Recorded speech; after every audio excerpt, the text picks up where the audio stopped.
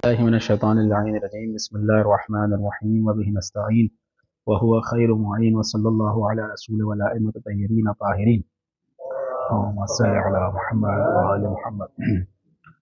ہماری گفتگو کتاب الغیبہ للنعمانی شیخ محمد بن ابراہیم بن جعفر النعمانی اوائل کے علماء میں سے ہیں، محترم معتبر اور ثقہ علماء میں سے ہیں کہ جن کی روایات اور جن کی کتب شیعہ علماء کے نزدیک اس زمانے سے لے کر آج تک مقبول ہے اور معروف ہے، اور کوئی دو رائے نہیں ہے ان کی کتب میں۔ یہ بڑا امپورٹنٹ معاملہ ہوتا ہے کہ آپ جس عالم کی کتاب پڑھنا چاہ رہے ہیں، اختیار کتب کے اگر عنوان کو دیکھا جائے تو آپ اس عالم کی کتاب کو چنیں کہ جس کے بارے میں اکثر علماء اگر اجماع ہو علماء کا تو پھر تو نور علی نور ہے، لیکن کم سے کم اکثر علماء اس عالم کے اعتقاد کے بارے میں، اس عالم کی سیرت کے بارے میں جو ہے وہ مطمئن ہوں تو اس کتاب کو اختیار کریں۔ لیکن بعض کتاب ایسی ہیں کہ جن پر علمی نقاش ہوتا ہے، جیسا مثال کے طور پر تفسیر فرات الکوفی۔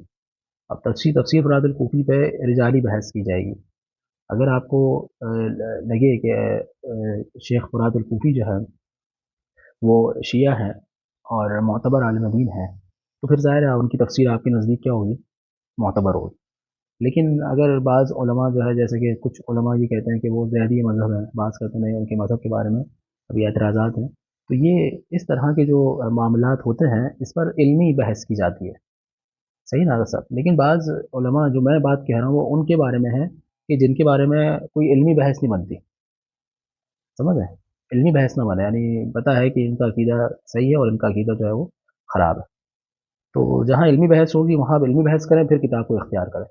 لیکن جہاں پر قضیہ معروف ہوتا ہے کہ اکثر علماء اس بات کے قائل ہیں کہ یہ جو ہے وہ کیا کہتے ہیں غالی ہیں یا مقصر ہیں یا کیا کہتے ہیں اہل بیت کے منہج سے دور ہیں، تو پھر اس صورت میں ظاہر ان کی کتاب کو جو ہے وہ اخذ نہیں کیا جائے گا۔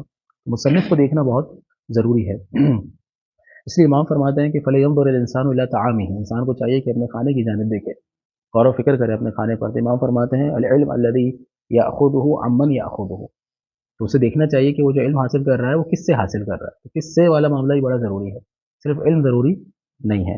اس کے بعد والی جو روایت ہے اذا مات ابنی علی، اگر میرا بیٹا علی وفات پا جائے، فدا سراج بعدہ، تو ایک سراج ایک چراغ روشن ہوگا اس کے بعد، ثم خفیہ، اور پھر وہ چراغ کیا ہو جائے گا؟ پوشیدہ ہو جائے گا۔ فویل للمرتاب، اب یہاں پر جو گفتگو ہو رہی ہے اس روایت کے اندر وہ شک و شبہ میں آنے والے لوگوں پر ہو رہی ہے۔ ویل ہو ان لوگوں پر کہ جو کیا کہتے ہیں شک کرنے والوں پر کیا ہو؟ ویل ہو۔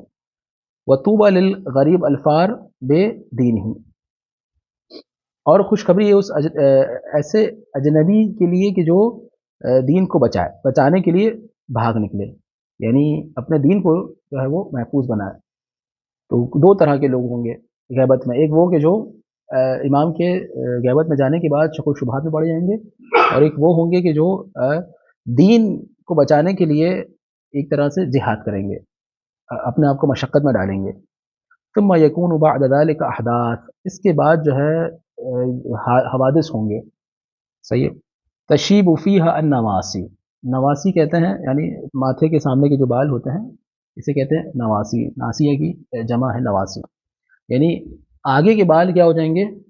سفید ہو جائیں گے، یعنی جو نوجوان ہوں گے وہ بھی بوڑھے نظر آئیں گے، اتنی زیادہ مصیبتیں آئیں گی، اتنی زیادہ پریشانی آئیں گی، سماجی، اقتصادی، امنی، ہر طرح کی مشکلات جو ہے وہ آخری زمانے میں ہوگی کہ ایک جوان بھی اپنے وقت سے پہلے کیا ہو جائے گا؟ بوڑھا ہو جائے گا۔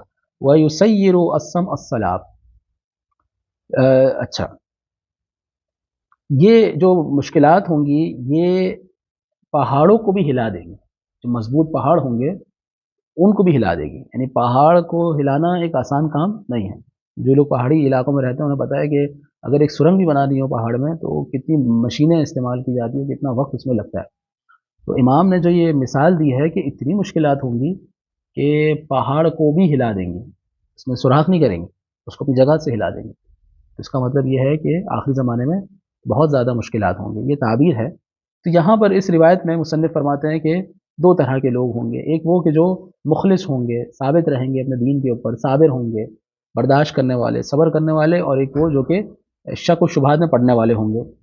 اس کے بعد والی جو روایت ہے، دخلت علی ابی عبداللہ علیہ السلام فقلت له انت صاحب هذا الامر، کیا آپ صاحب امر ہیں؟ امام کا ایک لقب کیا ہے؟ صاحب امر. تو کیا آپ صاحب امر ہیں؟ امام جعفر صادق علیہ السلام سے کہا گیا. فقال لا. فقلت فولدک، کیا آپ کا بیٹا صاحب امر ہے؟ قال لا. فولد ولدک، کیا آپ کا پوتا صاحب امر ہے؟ قال لا. فولد ولد ولدک، کیا آپ کا پر پوتا صاحب امر ہے؟ قال لا. فمن ہوا، کون ہے صاحب امر؟ نہ آپ ہے، نہ آپ کے بعد والا امام ہے، نہ اس کے بعد والا امام ہے، نہ اس کے بعد والا امام ہے. فرمایا الذی یملؤها عدلا کما ملئت ظلما وجورا، وہ ہوگا کہ جو دنیا کو عدل و انصاف سے بھر دے گا جب وہ ظلم و جور سے بھر چکی ہوگی. لعل، ہاں، فطرة من الائمہ یأتی کما ان النبی بعث علی فطرة من الرسول کہ جس طرح سے اللہ کے رسول جو ہے وہ انبیاؤں کے بعد ایک زمانے کے بعد اللہ کے رسول اس دنیا میں آئے، اسی طرح سے میرا جو جانشین ہوگا، جو صاحب امر ہوگا، وہ بھی آئمہ کے جانے کے بعد ایک زمانہ گزرے گا، ایک طویل زمانہ گزرے گا، اور اس کے بعد وہ آئے گا. اللہ کے رسول کی شباہت جو ہے وہ یہ والی امام زمانہ میں پائی جاتی ہے کہ جس طرح اللہ کے رسول 500 سال کے بعد جناب عیسیٰ اور اللہ کے رسول کے درمیان جو ہے وہ 500 سال کا فاصلہ ہے. ان 500 سال میں یعنی کوئی رسول نہیں آیا، صحیح ہے، اب اس کے بعد اللہ کے رسول آئے. اسی طرح سے جو ہے وہ امام زمانہ بھی جب ائمہ اہل بیت علیہ السلام کا دور ختم ہو جائے گا تو ایک طویل زمانے کے بعد وہ آئیں گے، وہ تشریف لائیں گے. اس کے بعد والی روایت ہے اذا رفع علمکم من بین اظہرکم، اگر یہ علم جو ہے وہ یہاں پر جب استعمال کیا جائے تو اس کا مطلب ہوتا ہے کہ امام، اگر تمہارا علم یعنی تمہارا امام اگر اٹھا لیا جائے، تمہارے سامنے سے اٹھا لیا جائے، تمہاری آنکھوں سے اوجھل کر دیا جائے، فَتَوَقَّعُوا الْفَرَجَ مِن تَحْتِ أَقْدَامِكُمْ، تو تم اپنے پیروں تلے جو ہے فرج کا انتظار کرنا. یہ جو کلمہ ہے تحت اقدامکم، یہاں پر دو چیزیں ہیں. پہلی چیز یہ ہے کہ جب یہ کلمہ ہم عرب میں استعمال کرتے ہیں، عربی زبان میں استعمال کرتے ہیں، تو اس کا اگر آپ لفظی ترجمہ کریں گے تو پیروں کے نیچے سے جو ہے وہ فرج کا انتظار کرو، یعنی امام کا انتظار، فرج بمعنی امام کا انتظار کرو. تو لفظی ترجمہ تو یہ ہوگا، لیکن اگر آپ اس کے بلاغت میں جائیں گے تو اس سے مراد یہ ہے کہ اس میں دو چیزوں کی طرف اشارہ کیا گیا ہے. ایک تو یہ کہ آپ کا امام آپ سے قریب ہے، دور نہیں ہے. صحیح نا آغا صاحب، یعنی آپ کا امام کیا ہے؟ قریب ہے. جی، یعنی تحت اقدام جو ہے وہ تعبیر ہے کہ آپ جو چیز ہے وہ سب سے قریب آپ کی کیا ہوتی ہے؟ جہاں آپ ہوتے ہیں، یعنی جہاں جس جگہ آپ کھڑے ہوتے ہیں وہ جگہ سب سے زیادہ آپ کے قریب ہوتی ہے. سمجھ رہے ہیں؟ تو اسی طرح جو ہے امام، آپ یہ نہ تصور کریں کہ امام جو ہے وہ آپ سے دور ہے. جی، اور دوسرا جو اشارہ اس میں کیا جا رہا ہے تحت اقدام کا، وہ یہ کہ تحت اقدامکم، اس کا مطلب یہ ہے کہ اچانک ہوگا. ظہور جو ہوگا وہ کیا ہوگا؟ اچانک ہوگا. سمجھ رہے؟ کوئی پری پلان نہیں ہوگا کہ 2000 مثلاً 30 میں یا 2035 میں، اب یہ جیسے بعض اوقات یوٹیوبرز جو ہے وہ اب یہ سال جو ہے اس سال میں ظہور ہوگا، اور وہ پچھلے 4 سال 5 سال سے 6 سال سن رہے ہیں کرونا آیا تو ظہور ہو گیا بس. تو پہلے یہ بات پھیلی، اس کے بعد جو ہے وہ اب یہ ہم توقیت نہیں کر سکتے ہیں. صحیح نہ کر سکتے. یعنی تحت اقدام کا مطلب یہ ہے کہ دو اس میں معنی نکلتے ہیں. اس کے بعد والی روایت ہے اربعین انا منا اماما مستترا، ہم میں سے ایک امام کیا ہوگا؟ پوشیدہ ہوگا. فاذا اراد اللہ عز وجل اظہار امرہ، اب جب اللہ ارادہ کرے گا کہ اس کے امر کو ظاہر کرے، یعنی اس کو ظہور کا ارادہ کرے گا، اس کے ظہور کا، نہ کہتا فی قلبہ نقطہ، تو پروردگار عالم اس کے دل میں ایک نقطہ ڈالے گا. یہاں پر جو نہ کہتا فی قلبہ نقطہ، یہ تعبیر ہے الہام الہی کی، کہ پروردگار عالم جو ہے امام کے دل میں الہام کرے گا کہ تمہارے ظہور کا وقت آ چکا ہے. تو پھر امام کیا کریں گے؟ فظہر، امام ظاہر ہو جائیں گے. فقام بامر اللہ عز وجل، لہٰذا امام کا یہ ظہور جو ہے وہ یہ امر خدا بندی سے ہوگا، یعنی اللہ کے حکم سے ہوگا. تو اس روایت میں بھی جو ہے وہ یہ اس طرف امام اشارہ کر رہے ہیں کہ آنے والے زمانے میں ہمارا ایک امام ہوگا جو کہ غائب ہوگا، اور وہ اپنی مرضی سے غائب نہیں ہوگا اور اپنی مرضی سے ظاہر نہیں ہوگا. یعنی یہ اس وقت تک ظاہر نہیں ہوگا جب تک نہ کہتا فی قلبہ نقطہ، یعنی جب تک اللہ اس کے دل میں الہام نہ کرے وہ اس وقت تک ظاہر نہیں ہوگا. اس کے علاوہ جو دیگر روایت اس سے پہلے گزری ہے وہ یہ بتاتی ہے کہ امام علیہ السلام جو ہمارے درمیان ہوتے ہیں، یعرفونہم ولا یعرفونہ، وہ تو جانتا ہے ان سب کو لیکن یہ امام کو نہیں جانتے. تو فظہر سے مراد یعنی ان روایتوں کو دیکھ کر اگر یہاں دیکھا جائے، اس روایت کو دیکھیں تو پتہ یہ چلتا ہے کہ امام صرف نشاندہی کریں گے اپنی کہ میں ہی امام ہوں، کہ جو تمہارے درمیان رہ رہا ہوں میں ہی تمہارا امام ہوں. اس کے بعد والی روایت لابد لصاحب هذا الامر من غیبہ، غیبت تو ہوگی. یہ کون کہہ رہا ہے؟ امام جعفر صادق علیہ السلام. یہ لابد کا کلمہ جو ہے وہ بتا رہا ہے کہ امام جعفر صادق علیہ السلام نے آج کے دور میں ایسے ہی بتایا تھا جیسے وہ خود آج کے دور میں موجود ہیں. لابد کا کلمہ جو ہے وہ بتا رہا ہے کہ یہ حتمی ہوگا. یہ کب ہے کہ امام جعفر صادق علیہ السلام کا دور. صحیح نا صاحب؟ تو کچھ چیزیں حتمی ہیں، یعنی ہو سکتا ہے کہ ہمیں محسوس نہ ہو یا ہم ان چیزوں کو درک نہ کر سکیں یا ہمارے نزدیک بعض چیزیں محال ہو، جیسا کہ اس زمانے میں شیعوں کے درمیان امام کا غائب ہو جانا یہ ایک ہسٹری تھی بس، کہ انبیاء غائب ہو جاتے تھے، انبیاء چلے جاتے تھے پھر آ جاتے تھے. لیکن شیعہ ان چیزوں کے عادی نہیں تھے. شیعہ جو ہے امام کے ساتھ اپنا دکھ اور اپنا سکھ جو ہے وہ ہمیشہ بانٹا کرتے تھے. انا حزننا لحزنکم وفرحنا بفرحکم. امام فرماتے ہیں کہ ہم تمہارے کیا کہتے ہیں غم سے غمگین ہو جاتے ہیں، وہ تمہاری خوشی میں خوش ہو جاتے ہیں. اسی طرح امام کے پاس ایک شخص آیا، کیا مولا میں بعض اوقات غمگین ہو جاتا ہوں، کہ یہ صورتحال ہوتی ہے کہ نہیں ہوتی آگے صاحب؟ ایسی بیٹھے بیٹھے غم طاری ہو جاتا ہے. مولا یہ کیا ماجرا ہے؟ میں بعض اوقات غمگین ہو جاتا ہوں. امام فرماتے ہیں کہ ہم جب غمگین ہوتے ہیں تو تم بھی غمگین ہو جاتے. تو بعض اوقات ایسا ہوتا ہے، یعنی کہ انسان کا تعلق ہے امام کے ساتھ.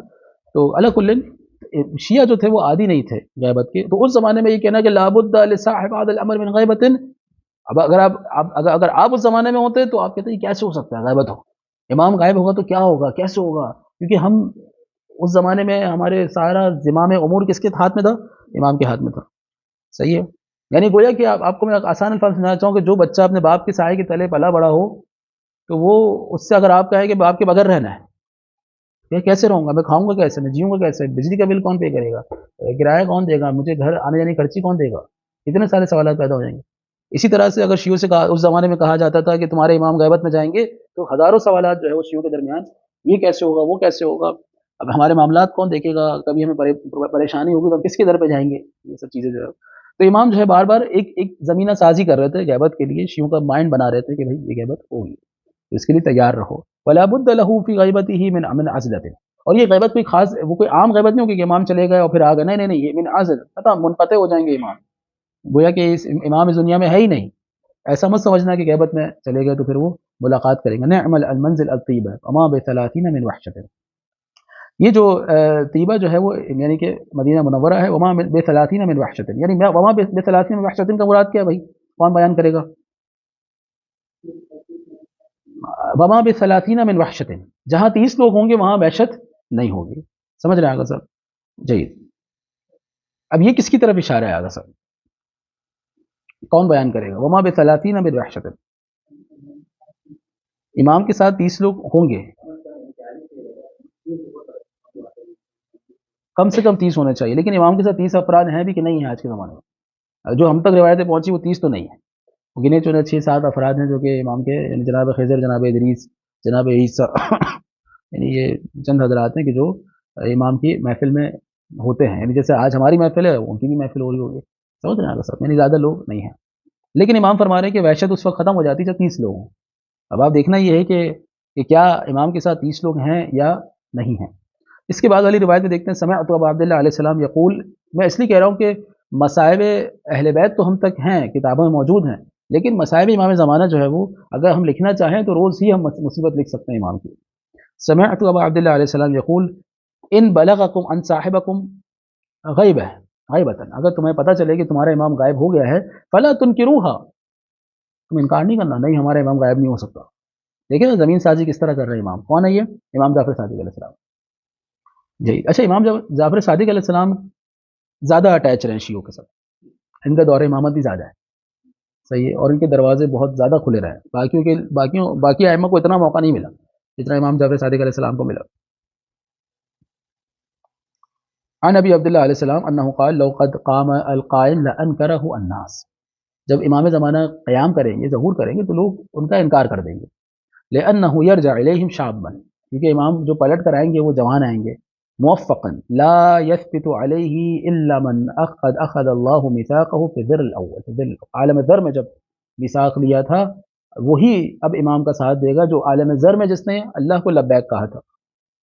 یعنی جس کی فطرت میں یعنی جس نے اپنی فطرت بنائی ہو اللہ کی اطاعت کرنے کی، صرف اور صرف وہی امام زمانہ کا ساتھ دے گا، ورنہ اکثر لوگ جو ہے وہ انکار کر دیں گے. اس کی وجہ کیا ہوگی؟ اس کی وجہ یہ ہوگی کہ امام جو ہے وہ جوان پلٹ کر آئیں گے. ان من اعظم البلیہ یخرج الیہم صاحبہم شابا. سب سے بڑا امتحان کیا ہوگا؟ امام ہزاروں سال بعد پلٹ کر آ رہے ہیں اور جوان آ رہے ہیں. صحیح ہے. وَهُمْ يَحْسَبُونَهُ شَيْخًا كَبِيرًا، جبکہ وہ لوگ کیا سوچ رہے ہوں گے کہ امام کیا ہوں گے، بزرگ ہوں گے. ظاہر اتنا بڑا شخص اب وہ اتنے 1000 سال بعد آئے گا تو کیا مطلب 30-40 کے درمیان ایج ہو کے لے کر آئے گا، یا وہ 40 سال سے تھوڑا سا بڑا ہوگا. ابھی سوچیں گے 1000 سال سے بڑا ہوگا تو اس کی داڑھی کتنی بڑی ہوگی، اس کا چہرہ کیسا ہوگا، آپ کے ذہن میں یہی آئے گا. سمجھنا کا سر، تو عام لوگوں کے ذہن میں یہی آتا ہے. وقت گزرتا ہے تو انسان بڑا ہوتا ہے، صحیح ہے، لیکن پروردگار عالم جو ہے وہ جی. اس کو انشاءاللہ پھر ہم آگے کنٹینیو کریں گے. والحمد للہ رب العالمین.